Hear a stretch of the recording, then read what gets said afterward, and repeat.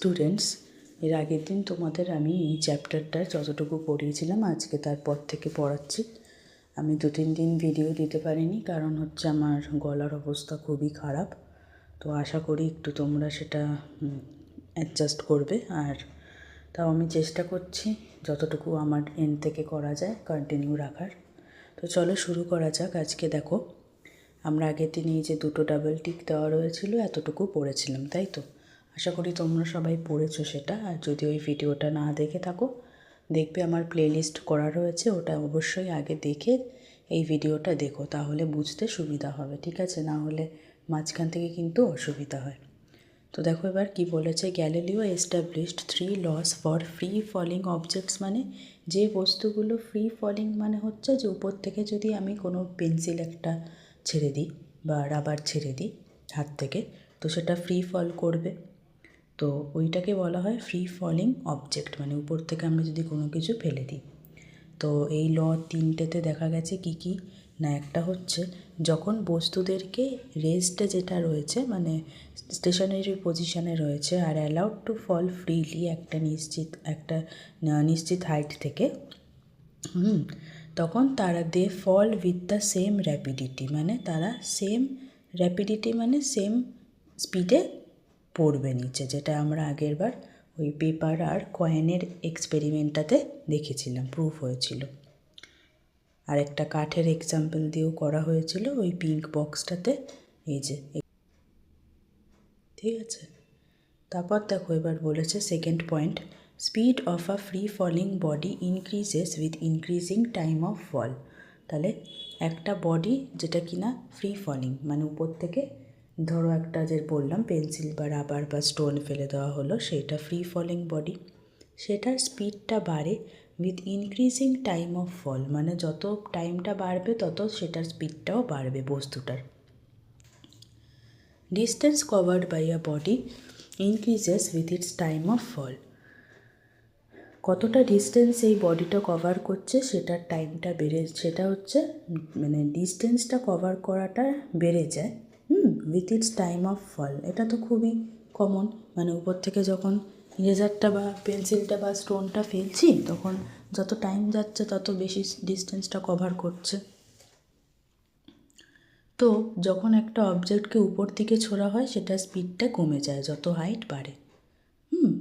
কেন এটা হয় না, দেখা গেছে যে যখন একটা পয়েন্ট আসে উপর দিকে যখন ছোড়ার পর যখন স্পিডটা 0 হয়ে যায় আর তারপরেই বডিটা অল্টার করে তার মোশন মানে তার যে স্পিডটা সেটার ডাইরেকশনটা দিকটা পরিবর্তন করে, ঠিক আছে? আর তারপর আবার নিচে চলে আসতে শুরু করে হাতে। তো এটা কেন হয় না, আমরা পড়েছি যে অ্যাক্সিলারেশন কিসের জন্য হয়, গ্র্যাভিটির দিকে তার ডাইরেকশন, তো এই কারণেই আবার সেটা নিচে চলে আসে। এই জন্য স্পিড কমে যায় যত হাইট বাড়া হয়। কেন না, আমাদের গ্র্যাভিটিটা নিচের দিকে অ্যাক্ট করে, তাই তো? মানে towards the surface of the earth act করে, তাই কোনো বস্তুকে যদি উপর দিকে ছুড়ি সেটা অ্যান্টি গ্র্যাভিটি হয়ে যায়, তাই জন্য অ্যাক্সিলারেশনটা আবার সেই গ্র্যাভিটির দিকে করে যায় বলে ওই বস্তুটা আবার নিচের দিকে পড়ে। As it fall down the speed of the stone starts increasing. তো যখন আবার স্টোনটা নিচের দিকে আসছে তখন আবার সেটা স্পিডটা বেড়ে যাচ্ছে due to the pull of gravity. So the stones comes back. এবার বলেছে একটা স্টোনকে ছুটতে একটা অ্যাকিউট অ্যাঙ্গেল করে, মানে 90 ডিগ্রির কম অ্যাঙ্গেল করে ছুটতে বলেছে গ্রাউন্ড থেকে। অবজার্ভ দ্য ট্র্যাজেক্টরি মানে সেটার পাতটা দেখতে বলেছে। এই যে দেখো ছবিটা দেওয়া রয়েছে নিচে, ঠিক এরকম। তো বলেছে এই কেসে the force of gravity is directed towards the earth. Force of গ্র্যাভিটিটা কোন দিকে যাচ্ছে, আর্থের দিকে যাচ্ছে। দ্য ডাইরেকশন অফ স্পিড আর acceleration is shown in the diagram below. তো বলেছে here the change of direction of motion, মানে মোশনের যে দিকের পরিবর্তনটা এটা কন্টিনিউয়াস হয়েছে আর অকার করেছে due to the pull of gravity. কিসের জন্য হয়েছে না, গ্র্যাভিটির টানের জন্য। The speed of a moving object changes due to the force of gravity. গ্র্যাভিটির ফোর্সের জন্যেই একটা যে বডি মুভ করছে তার স্পিডটাও চেঞ্জ হয়। The object moves along a curved path, তাহলে বস্তুটা একটা কার্ভড পাথ ধরে মুভ করছে আর তারপর আবার গ্রাউন্ডে চলে আসছে, যেরকম ছবিতে দেখানো হয়েছে। ঠিক আছে, তো দেখো ছবিটা, direction of the velocity of the stone উপরের দিকে যাচ্ছে করে আবার ঘুরে আর্থের নিচে চলে আসছে, মানে আর্থের সারফেসের উপরে চলে আসছে। তো আমরা এটা বুঝেছি যে যখন আমরা থ্রো করব স্টোন এক একটা সময় যদি আরও বেশি ফোর্সে থ্রো করা হয়, হ্যাঁ, মানে তখন দেখো কীরকম হবে। এই যে দেখো ডান দিকে ছবিটা দিয়েছে, যেটা এটা মানে আমাদের মানুষের দ্বারা করা সম্ভব নয়, তাও মানে বলেছে আর কি যে এরকম হলে কী দাঁড়াবে। না দেখো ঘুরছে, দেখতে পাচ্ছ, ঘুরছে ঘুরছে ঘুরছে, ঘুরে আবার দেখো পুরো বাইরে চলে গেল, মানে অরবিটে চলে গেল, যেরকম আমাদের আর্থ রিভলভ করে সানের চারিপাশে সেরকম। ঠিক আছে, তো বলেছে যে এটার পাথটা কীরকম হয়ে যাবে, সার্কুলার হয়ে যাবে, আর তারপর সেটা আর স্টোনটা আর্থে ফিরবে না। এরকমভাবেই আমাদের আর্টিফিশিয়াল যে স্যাটেলাইট পৃথিবীর বাইরে পাঠানো হয়। হয়ে গেল। নেক্সট টপিক তোমাদের আসছে concept of electrostatic force and charge. এটা একটু ইন্টারেস্টিং টপিক আছে, এটা অনেকে তোমরা একটু এক্সপেরিমেন্ট করেও হয়তো দেখেছো যে চুলের সাথে যদি, স্পেশালি শীতকালে যখন চুলের সাথে স্কেল ঘষবে, তারপর যদি ছোট ছোট কাগজের টুকরো নাও, সেটার সামনে যদি স্কেলটাকে ধরো বা চিরুনিটাকে ধরো, তো তখন কি দেখা যাবে না, সেই পিস অফ পেপারগুলো উঠে আসবে। এটাই হচ্ছে ইলেকট্রোস্ট্যাটিক ফোর্সের জন্য হয়। তো দেখো কি বলেছে যে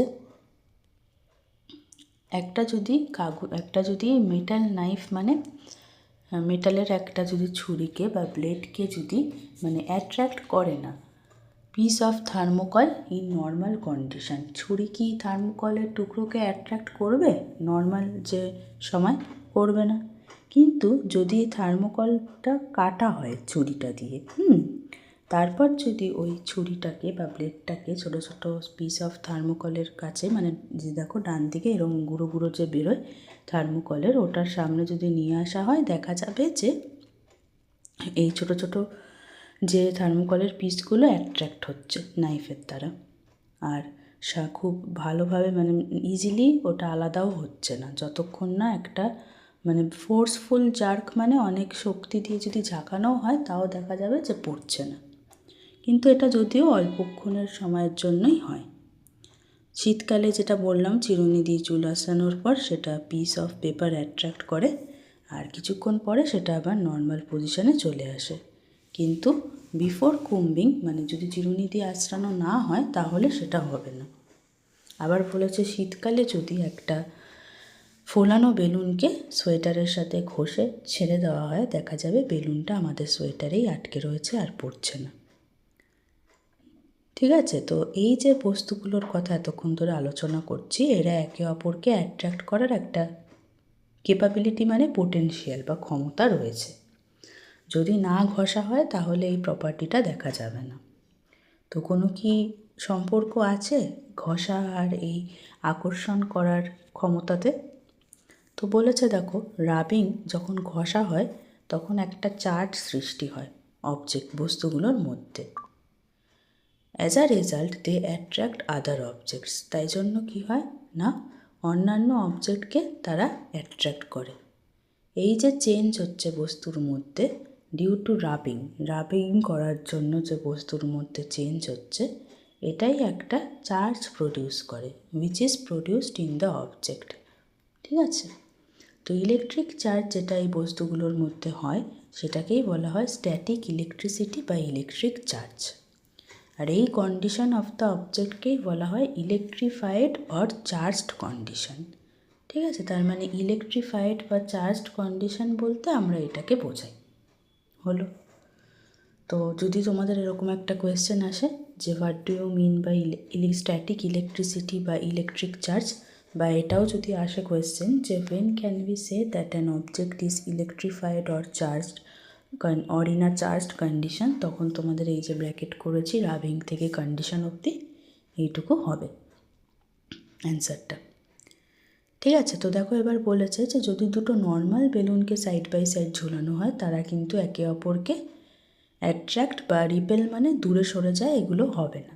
ঠিক আছে, কিন্তু যদি ভালো করে ঘষে নেওয়া হয় সোয়েটারের সাথে, তারপর যদি ঝোলানো হয়, তো দেখা যাবে যে দুটো বেলুন একে অপরের চেয়ে দূরে সরে যাচ্ছে, মানে রিপেল করছে একে অপরকে। ঠিক আছে, কিন্তু যখন বেলুনগুলোকে আবার ছেড়ে দেওয়া হবে তখন তারা আবার সোয়েটারের সাথে আটকে থাকবে। তার মানে একটা ফোর্স অফ অ্যাট্রাকশন কাজ করছে বেলুন আর সোয়েটারের মধ্যে যখন তাদেরকে একে অপরের সাথে ঘষা হয়। তো the balloons are rubbed with the same material, মানে উলেন সোয়েটারের সাথেই বেলুন দুটোকে রাব করা হলো।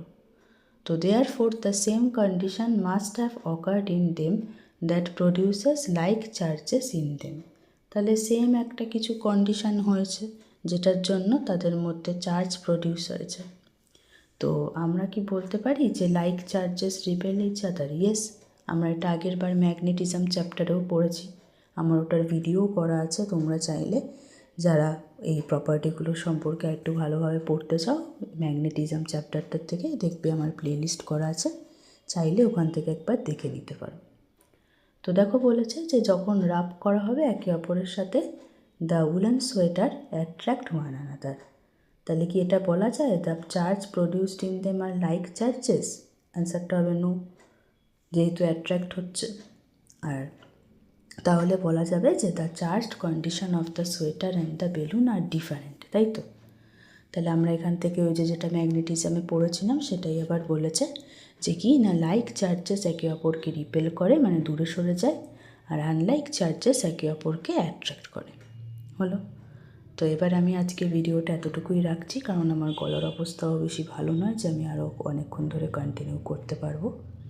তো এটুকু তোমরা ভালো করে পড়ো, ঠিক আছে? আবার নেক্সট দিন আমি চেষ্টা করবো এটা যতটা তাড়াতাড়ি কমপ্লিট করা যায়। আর বেশি পাতা নেই, 4-5 পাতা আছে, আর দুটো ভিডিওতে আশা করছি চেষ্টা করব শেষ করে দেওয়ার। ঠিক আছে, তো তোমরা ভালো করে পড়ো, আর কোনো ডাউট হলে বা কোনো জায়গাতে বুঝতে অসুবিধা হলে কমেন্ট করে জিজ্ঞাসা করো। আর আমাকে কমেন্ট করতে পারো যে ক্লাসগুলো কেমন লাগছে। একটা অন্তত লাইক করো যদি ভালো লেগে থাকে, আর বন্ধুদের সাথেও শেয়ার করতে পারো। আর একটা লাস্ট রিকোয়েস্ট, যে তোমরা যারা নতুন আমার চ্যানেলে এখনও অবধি সাবস্ক্রাইব করোনি তারা প্লিজ একটু আমার চ্যানেলটাকে সাবস্ক্রাইব করে আমার পাশে থেকো, কারণ এই ভিডিওগুলো তোমাদের জন্যই করা। আজকে যদি তোমরা আমার পাশে না থাকো আমি কিন্তু সেইভাবে এগোনোর মোটিভেশনটা পাবো না। আশা করি তোমরা সেটা বুঝবে আর আমার পাশে থাকবে।